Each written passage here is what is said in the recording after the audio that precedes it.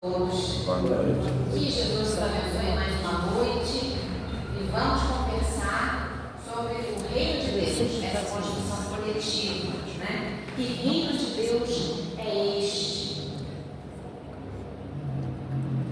Então, tiramos aqui esta passagem, que está em Mateus capítulo 9, em que Jesus está escolhendo seus discípulos, escolhe Mateus, entra em uma casa e vai fazer as refeições. E quando ele lá chega nessa casa, os publicanos, os pecadores, sentam-se com ele à mesa e começam a comer.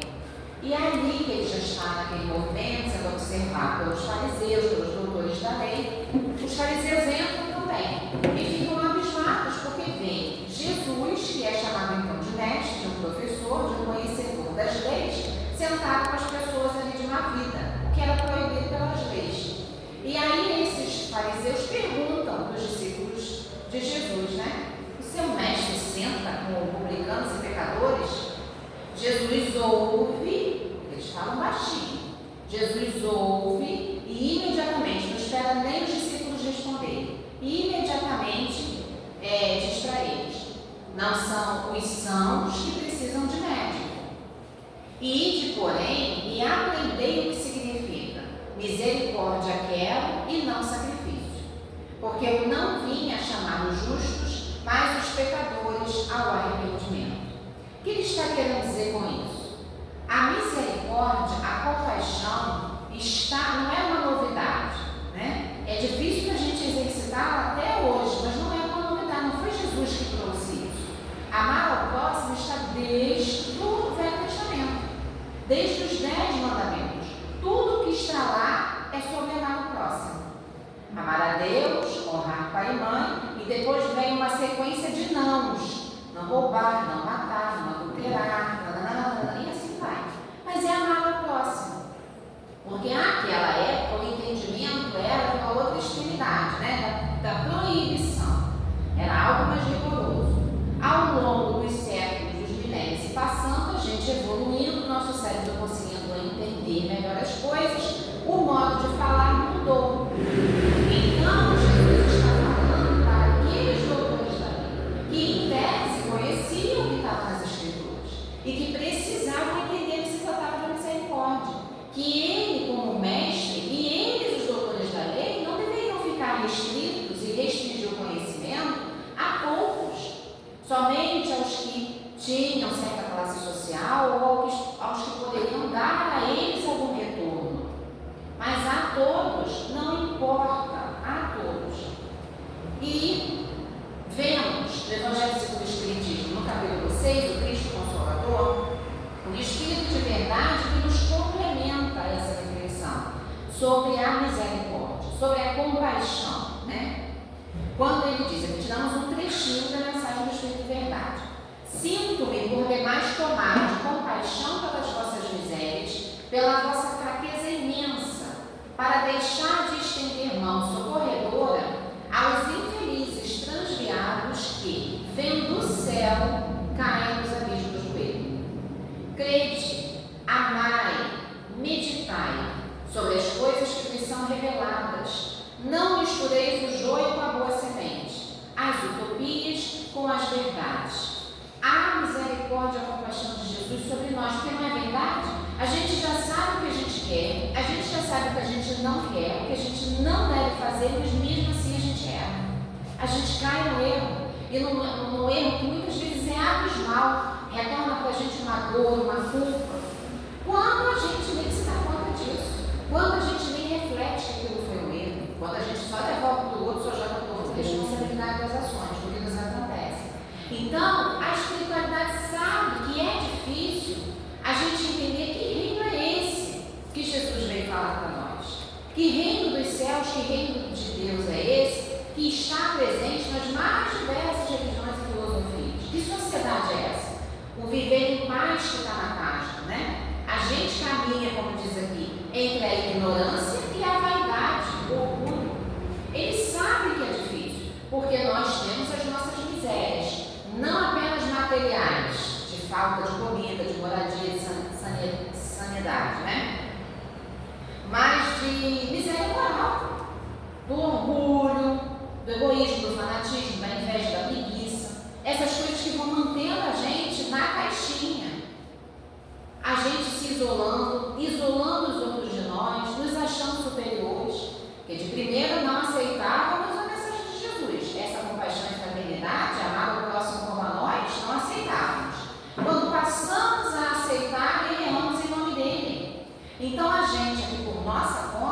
nosso entendimento, a gente está sempre destruindo, a gente está sempre demolindo.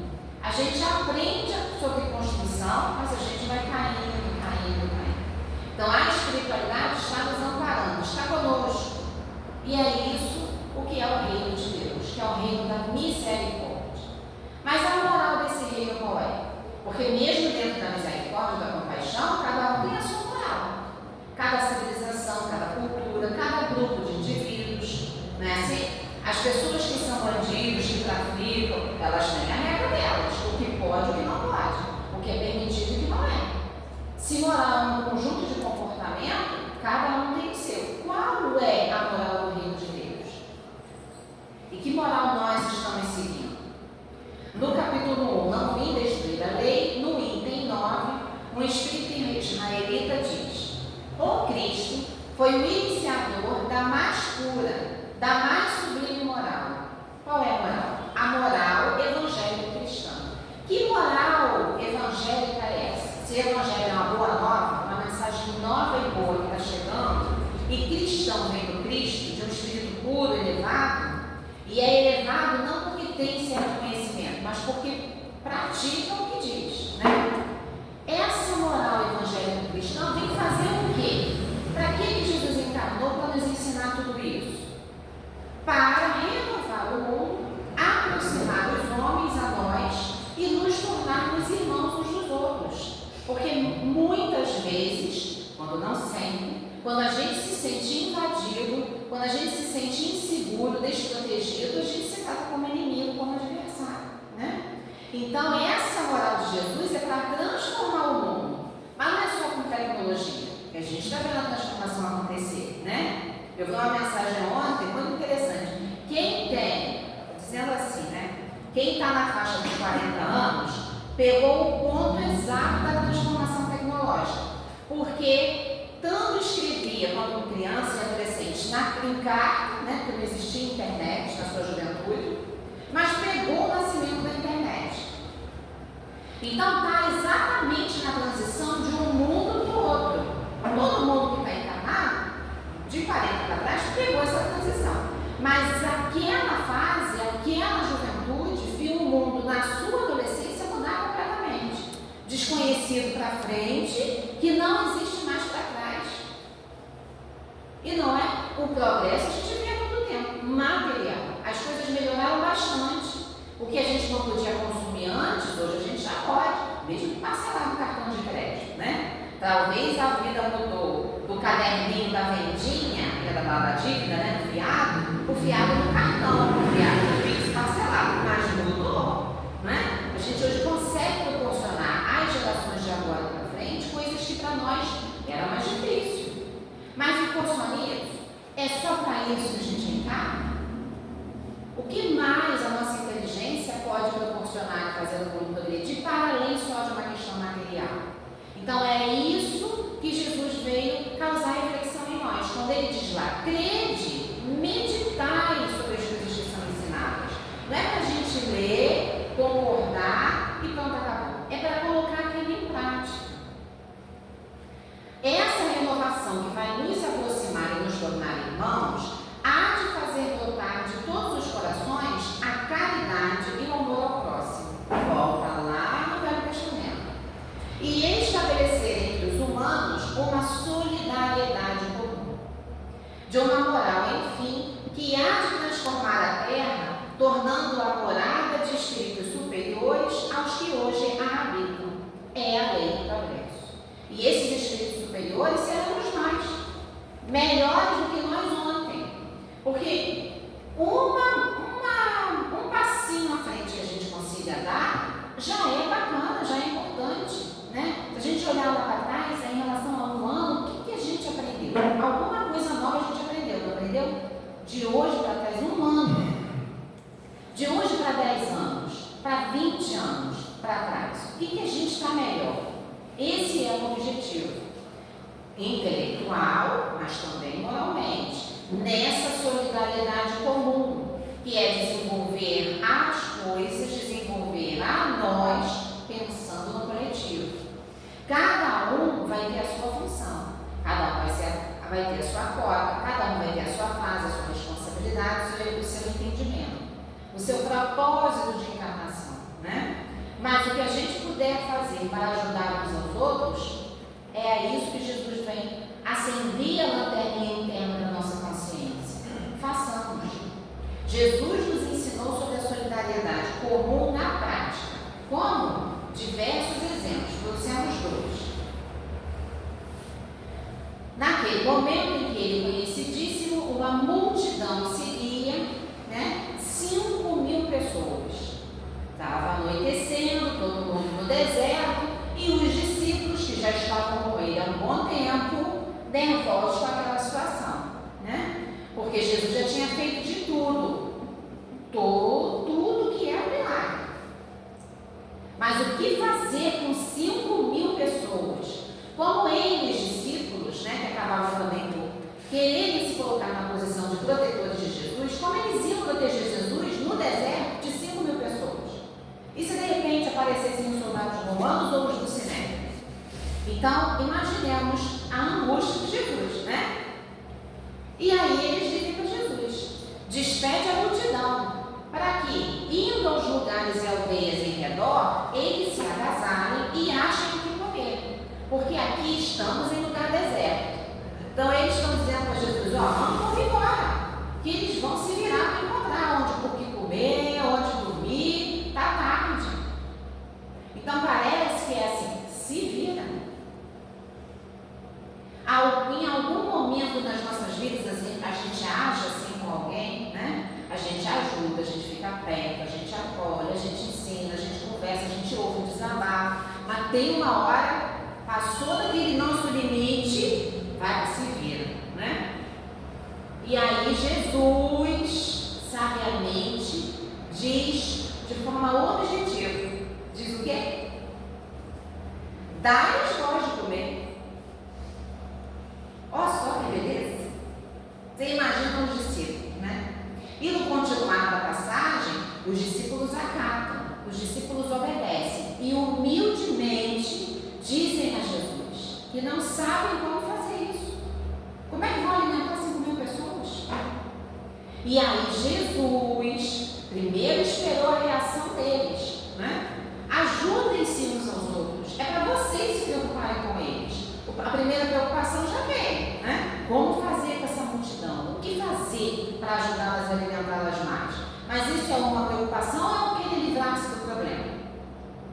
E nós não estamos aqui encarnados para nos livrarmos de ninguém, muito embora por instinto de conservação a gente faça isso automaticamente, né? Inconscientemente. Mas é para a gente estar junto, é para a gente se ajudar no limite das nossas forças, da nossa possibilidade. Então, dar-lhes voz de comer é deixar que eles pensassem o que e como fazer. Se eles iriam querer fazer.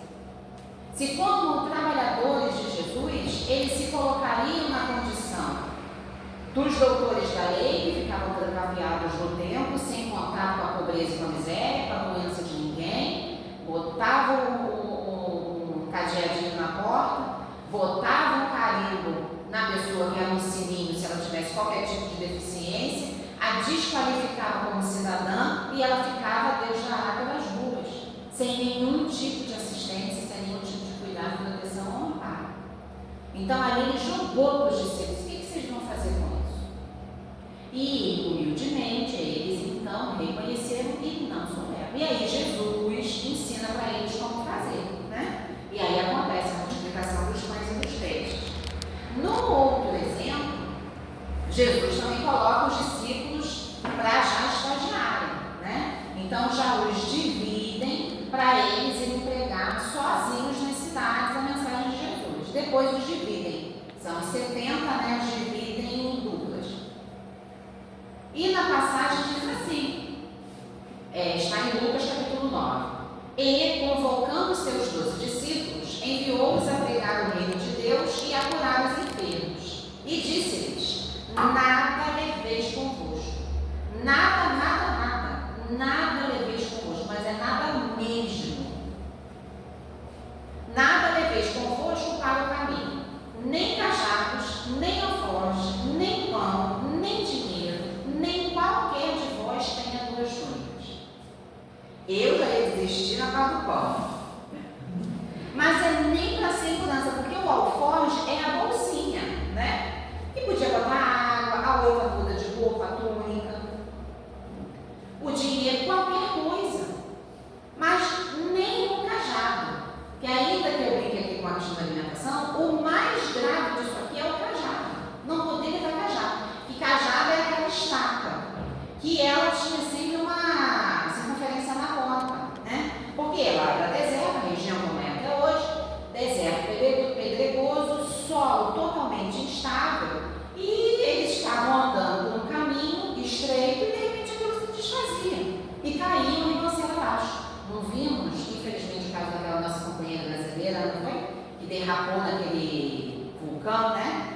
Que Jesus, que ela esteja bem no plano espiritual, foi fazer uma trilha e o solo, e ela foi derrapando e foi caindo abismo afora, né? Isso é muito comum. Então o cajado servia, como a gente tem esse brinquedo das crianças no parquinho, que elas sobem, né, aquela casinha e tem aquele pau assim, de ver que elas vão girando, né, vão descendo. Então o cajado é segurança, é proteção, é sobrevivência. Mas nem isso eles puderam levar. O que Jesus que está falando lá para a gente se preocupar um com o outro, mas o próprio discípulo não pode se preocupar nem com ele mesmo? Então é servir, servir, servir, sem nada sobre si? É. Vai entender isso, né? E ele continua. Em qualquer casa em que entrardes, ficai ali, e de lá saireis. E se em qualquer cidade vos não receberem, saindo vós dali, sacudi o pó dos vossos pés. O que Jesus quis dizer com isso? O reino não é de misericórdia? Os espíritos não têm compaixão sobre nós? Não entendem as nossas imensas fraquezas e misérias, as nossas limitações? Nada nos faltará. Não levaremos nada para lugar nenhum, porque seremos atendidos em tudo que nos for necessário. Tem inclusive uma página, eu não vou saber se é Linha de Luz, qual é o livro, né, da coleção Fonte Viva, que diz isso, que a gente tem o banco da vida. E no banco da vida, a gente já vem com uma certa dívida, que são as coisas que a gente precisa reparar. A gente vem como credor também de certas coisas. Tudo que é bom que a gente faz, chega para nós como crédito. Então, que a gente não precisa, o bem é nosso advogado. A gente não precisa se preocupar com nada. Se no nosso bolso acabar o dinheiro e a gente precisa ir lá no banco sacar, a gente não precisa fazer isso na vida, nos diz Emmanuel aqui na página. Que a espiritualidade já sabe da nossa necessidade sem a gente precisar ir lá para pedir nada. A gente pede para trabalhar a humildade. A gente pede para exercitar a conexão com Deus. Mas a espiritualidade não nos colocou aqui no desamparo. Então eles sabem que se a gente precisa passar por aquele caminho e lá nos faltar comida, se a gente tiver fome, lá a gente não tiver a proteção do cajado, da segurança, aquilo será providenciado. A gente precisa confiar que este próximo também nos amará. Que à medida que eles forem falar da mensagem àqueles a quem eles bateram a porta, e os que acolheram a mensagem devolveriam a eles o que fosse necessário. O pão na hora da fome, o dinheiro não para pagamento de nada, mas para ajudar no ministério. Não precisariam nem de roupa, porque seriam agasalhados. E os que não aceitassem? Há passagens na Bíblia que colocam que além deles saírem da cidade sacudindo o pó, que aquelas pessoas ou aquelas cidades seriam ali contabilizadas contra Deus. E a gente sabe que isso é no nível do entendimento da consciência, né? Porque quantos de nós hoje, sabe lá, estávamos nessa época aí com Jesus e gritamos Barrabás em vez de Jesus? E se hoje a gente se dedica ao trabalho do bem, alguma pontinha a gente tem para tentar recuperar essa parte. Não sabemos, né? Então, há aquelas pessoas que não ouvissem, que não quisessem ouvir o que é um direito, mas, mais à frente, talvez elas se queixassem o tempo que eu perdi, né? E se arrependessem de não ter escutado. Quando ele diz sacudir o pó, é para deixar tudo lá, nem nada levar. Faz a tua parte, fala da mensagem, confia em Deus, confia no socorro do próximo e leva a mensagem. Então, aqui na prática, Jesus nos ensinando o que é este reino, que não é um reino de conquistas materiais, não é um reino de obtenção de glórias, não é um reino de sermos identificados na rua como este ou aquele representante de Deus, de nada, de ninguém. É um reino de serviço, de trabalho, de pacificação, de concórdia, da gente se esforçar, porque é muito difícil. Amar o próximo é um serviço difícil e o próximo nos amar também. Mas é para isso que estamos aqui, né? Por quê? Porque é o maior mandamento. Capítulo 11 do Evangelho. Os fariseus, tendo sabido que Jesus tapara a boca dos saduceus, reuniram-se. E um deles, que era doutor da lei, para tentar Jesus, propôs-lhe esta questão: Mestre, qual o mandamento maior da lei? E aí Jesus vai responder. O interessante dessa passagem é que os saduceus eram aquele grupo de judeus que não acreditavam na vida após a morte. Eu não sei como, eles acreditavam em Moisés, na lei de Moisés, mas não acreditavam na vida após a morte. Então eles tinham uma doutrina à parte e eram a aristocracia daquela sociedade. Então eles mandavam bastante coisa, né? E os fariseus eram aqueles que cumpriam a lei. Então eles liam linha por linha e exigiam que todo mundo cumprisse o que ali estava escrito. Então era prática mesmo de etapa por etapa daquele mandamento. Qualquer coisa que Jesus dissesse poderia contrariar a um grupo ou a outro.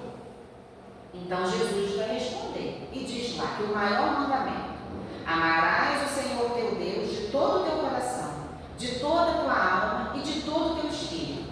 Este o maior e o primeiro mandamento. Pronto, falou que está lá nos 10 mandamentos, a primeira lição. E aqui, continuou Jesus, tendes o segundo, semelhante a esse: amarás o teu próximo como a ti mesmo. Aqui Jesus resume todos os demais, do 2 ao 10, né? E tem muitos mais mandamentos, os 10 são um resumo, né? Lá da tábua. Amarás teu próximo como a ti mesmo. Toda a lei e os profetas se acham contidos nesses 2 mandamentos. Isso resume não apenas a lei, como a mensagem de Jesus. Então, nós que ainda somos espíritos imperfeitos num planeta de glória e expiação, nesse período doloroso de transição, que quando a gente falava de regeneração, a gente parecia que era um pequeno céu que se desenhava, né? Ia ficar tudo bem, tudo tranquilo, e a gente está vendo a coisa piorar. Nós estamos mais irritados, menos compassivos, mais impacientes, mais intolerantes, mais adoecidos. Temos um conjunto de informações e muitas vezes não sabemos o que fazer com elas. Então isso é algo que nos angustia, que nos causa aflição. Então, mais do que nunca, precisamos do suporte do outro. O amar uns aos outros estou contigo, sei o que você está passando, posso não ter todos os recursos, nem ter a paciência que eu precisaria ter, mas eu estou contigo, eu te vejo, e quando a roda girar e chegar a nossa vez, alguém estará conosco também. Mas, como diz Lázaro em 1861, não basta que os lábios destilem leite e mel, pois, se o coração nada tem com isso, trata-se de hipocrisia. Aquele cuja afabilidade e doçura não são fingidas, jamais se desmente. É o mesmo para o mundo ou na intimidade, e sabe que se podem enganar os homens pelas aparências, não podem enganar a Deus. Então, esse exercício de entender e compreender o outro, desse reino de Deus, que é o reino de solidariedade, pelo bem comum, precisa ser um exercício querido, acreditado, apostado por nós. Não é falso, é esforçado. Por exemplo, a gente ontem eu estava andando aqui, é domingo, né? Então, domingo, Magé é uma cidade pequena, tem menos movimento, tem menos fiscalização, e aí as pessoas fazem o que querem de todas as formas, até no trânsito. Então, anda a gente na contramão, uma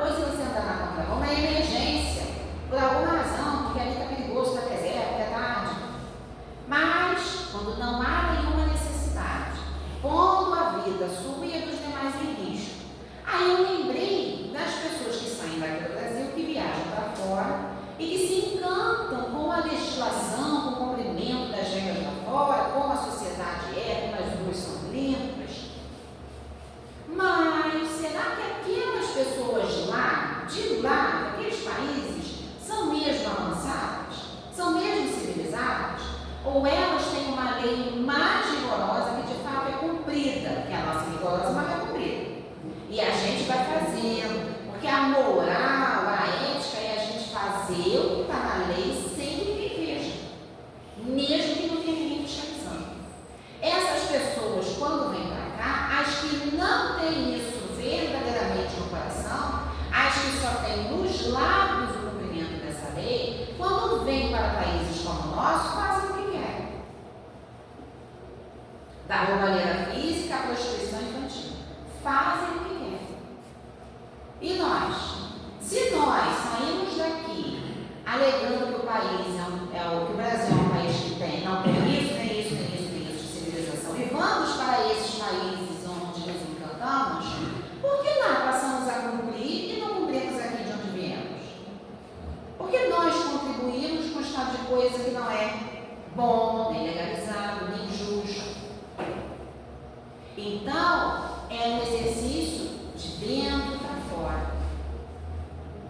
É um exercício difícil, dolorido, mas de dentro para fora. O exemplo que trouxemos foi desse credor incompassivo. A mesma pessoa, a mesma situação, mas com comportamentos diferentes. Quando é para ele, para benefício dele, uma reação. Quando é para o benefício do outro, outra reação. Então vejamos. Está lá no capítulo 11, amado próximo como a si mesmo. O reino dos céus é comparável a um rei isso é Jesus contando, que quis tomar contas aos seus servidores. Tendo começado a fazê-lo, apresentaram-lhe um que devia 10.000 talentos. Mas, como não tinha meios de os pagar, mandou seu senhor que o vendessem a ele, sua mulher, seus filhos e tudo o que lhe pertencesse para o pagamento da dívida.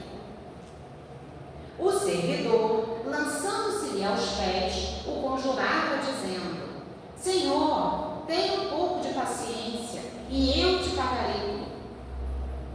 Ele devia 10.000 talentos. 10.000 talentos seriam pagos, por favor, chutem aí em quantos anos? 20 anos. E está longe. 100 anos. Longe. Como diz a criança, está frio, está congelante. Nem 20, nem 100 anos. Ninguém?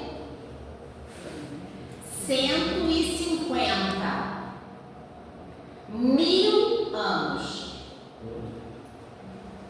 150 mil anos. Um talento, se ele devesse um talento, ele equivaleria a 15 anos de trabalho. 15 anos. Multiplica por 10 mil. 150 mil anos. Ou seja, dá para se pagar uma dívida dessa? É impagável. É impagável. Então a condenação dele já estava ali. Ele realmente era lei. O rei não estava fazendo nada arbitrário, porque era permitido vender aquele que lhe devesse, fazer dele o seu servo, o seu escravo. E Jesus usava os exemplos da época, né? Mas a gente precisa tomar outra reflexão. Para uma pessoa dever uma quantidade dessas, não era qualquer pessoa. Não era qualquer pessoa. Ele era servo do rei. Ele era um administrador. Para ser administrador do rei, de propriedades, de outros empregados, de outros servos e escravos, ele tinha que ter uma competência para estar naquele cargo. Ele tinha que ter um mínimo de conhecimento para estar naquele cargo.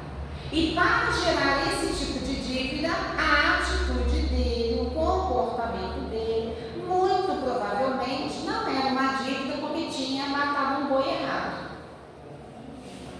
Mas porque, possivelmente, provavelmente, ele roubasse. Fosse uma corrupção. 10.000 talentos.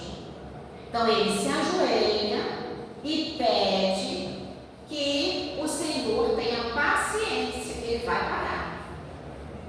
Então o Senhor, tocado de compaixão, deixou-o ir e lhe perdoou a dívida. O reino dos céus é comparável a esse rei. Esse rei tem compaixão de alguém que não pode pagar uma dívida e não apenas dá um desconto, elimina algumas dívidas, como perdoa, está quitado. Não somos nós, com Deus. Aquilo que a gente não tem condições de entender, de pagar, de reparar, está liquidado. Vai para a próxima. Qual é a próxima que a gente tem condições? Jesus falou, vai e não peques mais. Muito bem. Esse servidor, ao sair encontrando um de seus companheiros que lhe devia 100 dinheiros, o segurou pela goela e, quase a estrangulado, dizia: paga o que me deves. O companheiro fez a mesma coisa que ele, lançando-se-lhe aos pés, o conjurava, dizendo: tenha um pouco de paciência e eu te pagarei tudo. Mesma frase, mesma situação. Incomparável no valor. Porque 100 dinheiros equivale a 100 dias. Então, em 3 meses, aquela dívida estaria paga. Então, tem um prazo, tem como pagar. É possível. Ele pode aguardar o pagamento daquilo, sem precisar condenar, julgar, isolar. Ele pode ter compaixão. A dele não era pagável. Ninguém vive 160 mil anos para pagar nada. Mas este servidor que teve a sua dívida perdoada não quis escutá-lo. Foi-se e o mandou prender para tê-lo preso até pagar o que lhe devia. Os outros servidores, seus companheiros, vendo o que se passava, foram extremamente aflitos e informaram o Senhor de tudo o que aconteceu.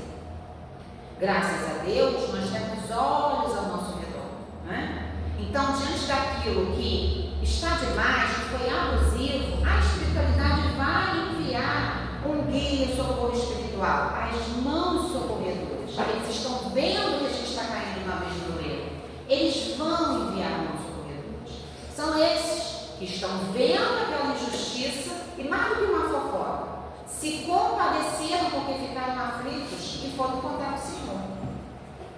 Então, o Senhor, tendo mandado vir à sua presença aquele servidor, lhe disse: mal servo. Mal, e aqui é mal comum, não é mal com ele, é mal de não ser bom, porque nós somos cruéis e nós precisamos tomar conta da nossa perversidade. A gente precisa enjaular a nossa parte ruim, a nossa parte má, de ter prazer de prejudicar o outro. Isso precisa ser liquidado em nós.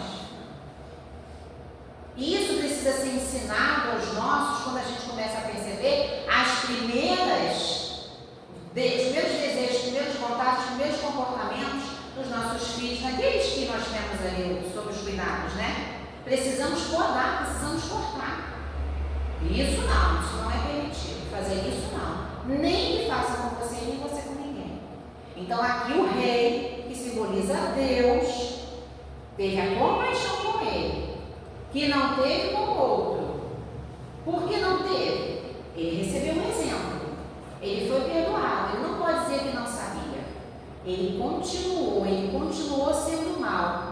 A dívida que ele tinha lá, dos 10.000 talentos, que não foi contraída à toa, foi porque ele fazia coisa errada. Não aprendeu nem pelo amor da compaixão. Mal servo. Eu te havia perdoado tudo que me devias, porque me pediste. Então, porque você me pediu, eu concedi. Não estavas desde então no dever de também ter piedade do teu companheiro, como eu tivera de ti? E o Senhor, tomado de cólera, o entregou aos verdugos para que o tivesse, até que ele pagasse tudo o que E aqui precisamos entender que cólera é essa, que raiva é essa. É um ensinamento do sim, sim, não, não, da limitação. Porque a gente conversa, a gente escuta, a gente dá novas chances, outras oportunidades, e alguém faz isso com a gente também. Mas se a gente não está aprendendo e aquilo está prejudicando mais ainda a gente ao outro, corta. E a espiritualidade corta. Põe a gente até para desencarnar antes da hora. Né? A cólera aqui não é o ódio, não é a raiva, é a firmeza, não é essa que ele estava aqui. Né? Que ele está, ó. Não é essa a cólera, é a decisão, é o que faz de ser morno, porque ele está sendo mal, ele está maltratando alguém, ele colocou uma pessoa presa, injustamente, porque pediu a ele a compaixão e ele não conseguiu oferecer. É assim, continua Jesus, que meu Pai que está no céu vos tratará, se não perdoardes do fundo do coração as faltas que vossos irmãos houverem cometido contra cada um de vós. Ué, mas se Jesus, se Deus, se os espíritos superiores tratarem a gente assim na régua, então não tem compaixão não, isso também é para fora. É de acordo com a nossa atitude, com a proporção da nossa falta, com o nosso histórico. Pode ser que para alguém, porque a gente vê, né, pessoas que assassinam, pessoas que corrompem. A gente viu na época da pandemia as pessoas morrendo porque não conseguiam respirar, aqueles respiradores sendo comprados e políticos condenados porque estavam roubando o dinheiro daquilo. Então essa criatura, a consciência moral dela ainda não despertou. É diferente para nós. Se nós que já temos esse conhecimento, que já recebemos a compaixão de Deus lá numa existência lá atrás, que já viemos com isso registrado no nosso histórico, na nossa memória, assumirmos um cargo deste e passarmos a desviar, aí a navalha vai ser curta para a gente. Porque a gente não pode dizer que não serve. Este não serve foi avisado. Então, o que nós fazemos com as informações que estamos recebendo? Com a vida que estamos levando? Com as pessoas que chegam até nós? Com os exemplos difíceis, com as convivências difíceis? Que nós também somos para os outros. Aí no capítulo, ainda no 11, a fé e a caridade, em que o Espírito Protetor diz para nós que a fé é ainda mais importante que a caridade. Porque a caridade qualquer um pode praticar, até quem não tem fé, não tem religião nenhuma. Não é? É independente. Ajudar, fazer o bem, se preocupar com o outro, é independente de religião. Às vezes as pessoas que não têm religião fazem até mais caridade do que as que possuem, né? Às vezes as que têm uma religião dão dinheiro, dão ajuda na frente de alguém para ser visto. Mas por que então a fé é mais importante? Porque a fé faz a gente olhar para aquele futuro, se colocar naquele lugar. Porque eu sem a fé posso fazer a caridade de qualquer maneira. Ainda que eu faça muito, eu posso fazer sem conexão nenhuma com aquela criatura, né? Meu irmão, que conexão, né? Meu irmão é meu sangue. Eu não acredito em Deus, é meu irmão para quê? Ele lá. Toma aqui, R$2, 20 mil, se afasta de mim. Os discípulos com os 5 mil. Mas pela fé, nós entendemos que não estamos ali por acaso, que tem um objetivo em cada um que chega até nós. Sim, meus filhos, é inútil que o homem, ávido de gozos, de felicidade, né, procure iludir-se sobre o seu destino nesse mundo, pretendendo ser ilícito ocupar-se unicamente com a sua felicidade. É ilusão. Querer viver aqui apenas para nós ou para os nossos é uma ilusão. Tereis, contudo, razão se afirmardes que a felicidade se acha destinada ao homem nesse mundo, desde que ele a procure, não nos gozos materiais, sim no bem. Então eu vou pegar minha conta bancária e dividir tudo com todo mundo. Não. O problema não está no que se tem nem na quantidade, mas se isso tem a mim. O dinheiro me tem? O dinheiro me tem? Ou eu é que tenho dinheiro para fazer o que eu posso fazer com ele? Passear, comprar uma coisa gostosa, ajudar alguém, ajudar na cesta básica. Isso que é pensar no bem comum. Isso que é a solidariedade comum. É não ser indiferente. E, aqui caminhando para o final, o exemplo da realeza terrestre, que também é chamado Evangelho segundo o Espiritismo. Uma mensagem de uma rainha da França, em 1863. E essa imagem dela é meramente ilustrativa, não significa que ela tenha essa carência, né? Está no capítulo 2, Meu reino não é deste mundo. E diz ela assim: quem melhor do que eu pode compreender a verdade destas palavras de nosso Senhor? O meu reino não é deste mundo. O orgulho me perdeu na terra. Quem, pois, compreenderia o nenhum valor dos reinos da terra se eu o não compreendia? Que trouxe eu comigo da minha realeza terrena? Nada, absolutamente nada. E, como que para tornar mais terrível a lição, ela nem sequer me acompanhou até o túmulo. Rainha entre os homens, como rainha, julguei que penetrasse no reino dos céus. Que desilusão! Que humilhação, quando, em vez de ser recebida a qual soberana, vi acima de mim, mas muito acima, homens que eu julgava insignificantes e aos quais desprezava por não terem sangue nobre. Oh, como então compreendi a esterilidade das honras e grandezas que com tanta avidez se requestam na terra. E aí lembramos aqui de André Luiz no Nosso Lar, né? Em que ele, médico, conhecido, famoso, renomado, pesquisador, né? Com uma certa condição social, que o seu esforço, que o seu trabalho proporcionou, mas que também faziam tantão de coisas erradas e não se preocupavam com ninguém. Era para ele que ele vivia. Tampouco a sua família se preocupava, né? Não acreditava em Deus, não acreditava em nada. Vida após a morte, em nada. E ia sempre a seu consultório um casal de idosos. Ele sempre doente, a esposa o levava. E ficavam lá até o último horário para que André Luiz permitisse que eles fossem atendidos. A secretária com muito jeitinho, né? Isso é mostrado no filme e no livro. A secretária com muito jeitinho, né? Tentava contornar aquela situação. E aquela senhora idosa não olhava para essa indiferença do médico.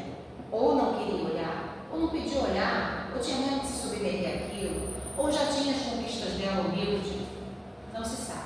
Mas ela insistia, o marido adoecia, ela suplicava que o doutor André Luiz atendesse para ajudá-la a se recuperar. E assim ele com muito contragosto atendia. E foi se passando. Desencarna o André Luiz. Passa por todo aquele processo de cerca de 8 anos no umbral, de muito sofrimento, sem dar braço por si as coisas. Essa reflexão moral do reino de Deus não estava batendo a porta, e ele num sofrimento desnecessário. E já vamos trazer uma frase de Joana de Ângeles aqui, que bem exemplifica isso, né? E nós, os nossos também, com a nossa teimosia. Então, ele consegue todo o processo dele de reflexão, é levado para o nosso lar, faz uma prece, pede a Deus, diz que não aguenta mais, pede a misericórdia de Deus e ele vê os espíritos socorristas ali, né? Os que estão com ele, porque as mulheres que eram suas amantes, que ele tinha prejudicado, estavam ali se tornando suas obsessoras, né? Elas também recebem ajuda dos socorristas, mas elas não querem ir, elas continuam no sofrimento. Ele chega ao nosso lar, passa por todo aquele processo de esclarecimento, e aí ele sabe que tem lá uma determinada salinha que é para receber as mensagens dos entes queridos, as preces, as orações, né? E está todo mundo feliz, isso é muito interessante. No YouTube tem no filme isso, né? Está todo mundo ali feliz no notebook, em 1939, que é esse livro, né? Publicado, isso já tinha acontecido antes. E a gente nem fazia ideia do que era um notebook, né? O notebook chegou para a gente aqui, 1960, né? Depois da Segunda Guerra, 1940. aí, depois da Segunda Guerra, começaram os computadores gigantes. O notebook deve ter sido bem mais depois, né? 2000, sei lá. 80, 90. Né? Internet com mensagem para poder se comunicar, os computadores chegavam, mas não tinha nem internet. Depois a coisa foi aprimorando, né?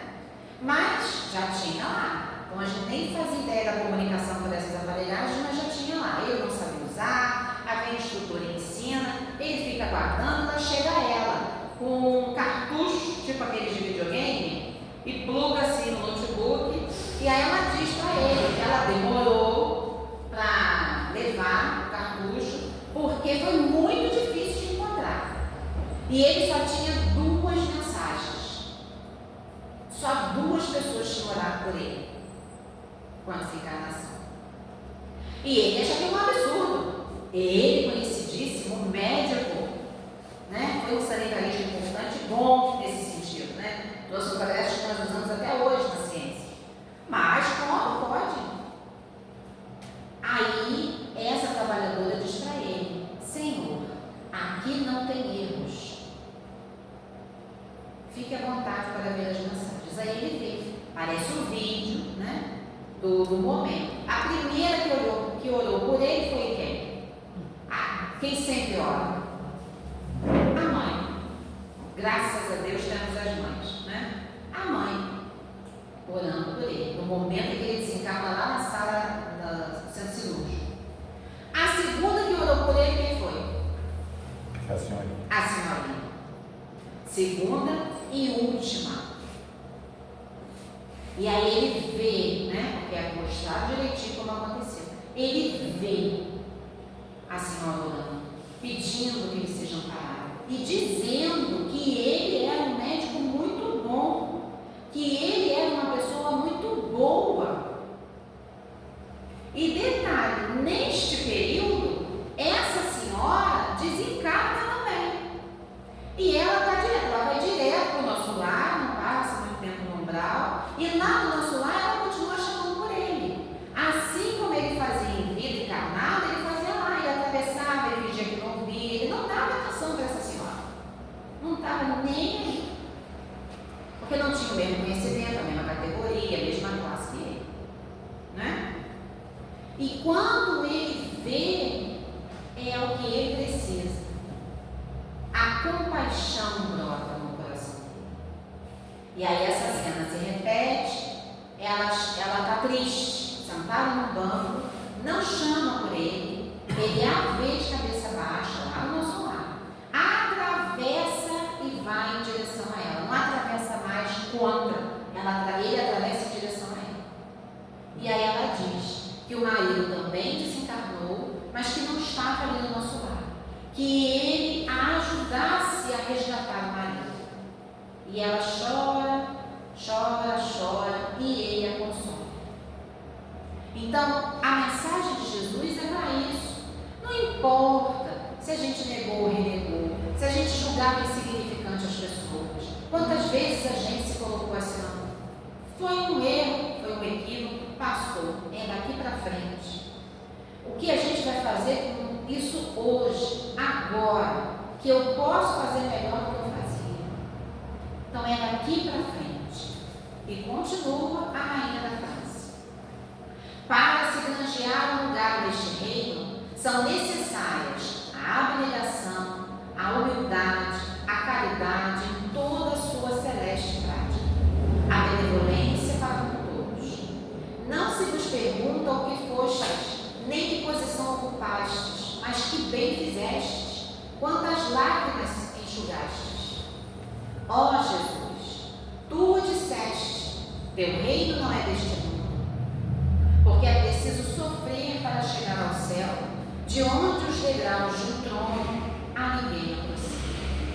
E aqui, entendendo o sofrimento, não como punição, castigo, a gente se supliciar, a gente se culpar, não, mas é o esforço, é o dizer não para nós, é o mesmo não querendo, fazendo porque é preciso fazer, para enxugar as lágrimas, engolir os sacos, pelo bem comum, ajudar a contribuir. E isso faz a gente sofrer. Mais do que qualquer outra coisa, isso faz a gente sofrer. Mas é esse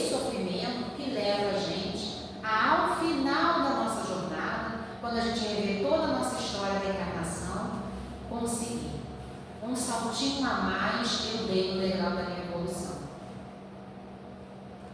No livro Painéis da Obsessão, que conta uma história belíssima de vários personagens e 4 principais, né? No capítulo 3 é o despertar de Maurício.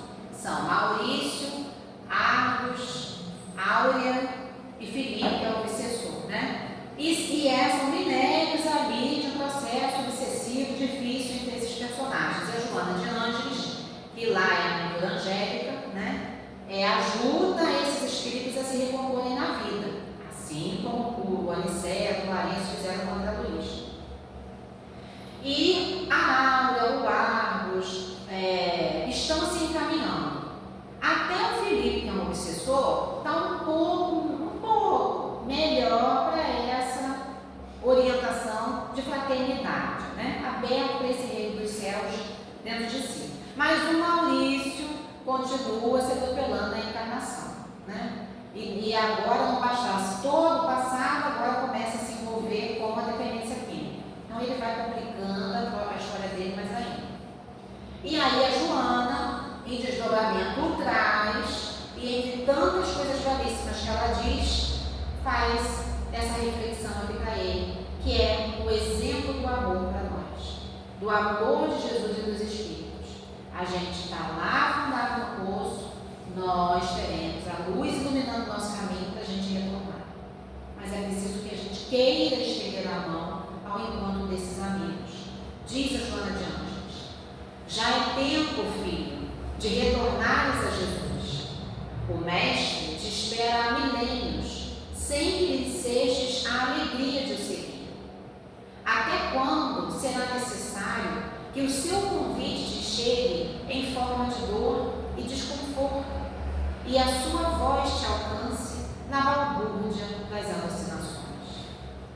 Então é uma reflexão para nós, que nós possamos, num instante difícil, né, de cultivar a paz, não fazer um reino de guerra, mas um reino da misericórdia de Deus, naquele instante difícil, com um colega de trabalho difícil, com um vizinho difícil, com um parente difícil, com a gente que é difícil, que essa frase de Joana esteja na nossa, venha até nós na nossa consciência, seja um clarão a iluminar ali a nossa boca para ela se fechar, a nossa mão para a gente não agredir, para a gente não perder a nossa encarnação, né? Até quando o convite de Jesus vai chegar para nós em forma de dor e de desconforto, e a voz será ouvida na balbúrdia das alucinações.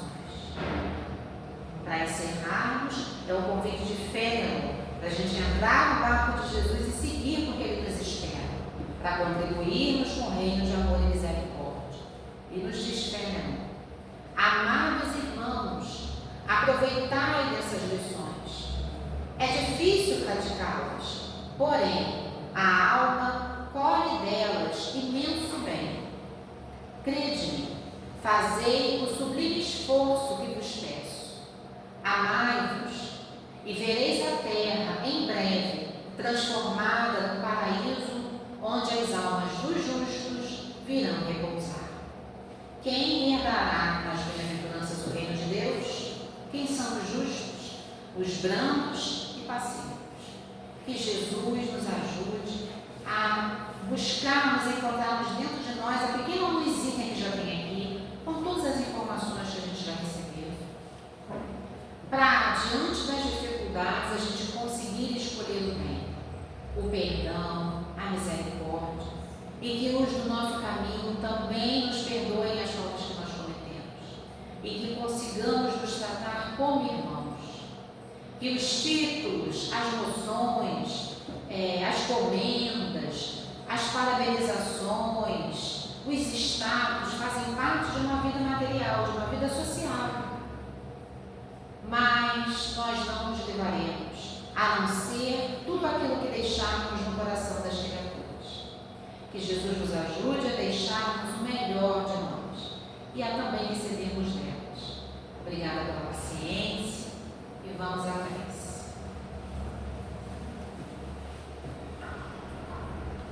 Querido amigo Jesus, estamos, Senhor, agradecidos pela tua misericórdia, amparo e proteção. No mundo difícil,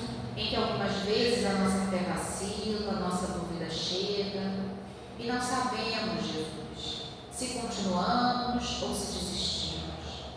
Quantos irmãos desistem? Acolhe, Jesus, a cada um deles. Acolhe a nós para que não desistamos também. Que possamos descansar no abraço de um amigo, no socorro de uma prece, no passe que nos renova as energias, no sorriso da criança, na força renovadora da natureza. Que descansemos, Senhor, para recuperar o fôlego e continuarmos a travessia da vida.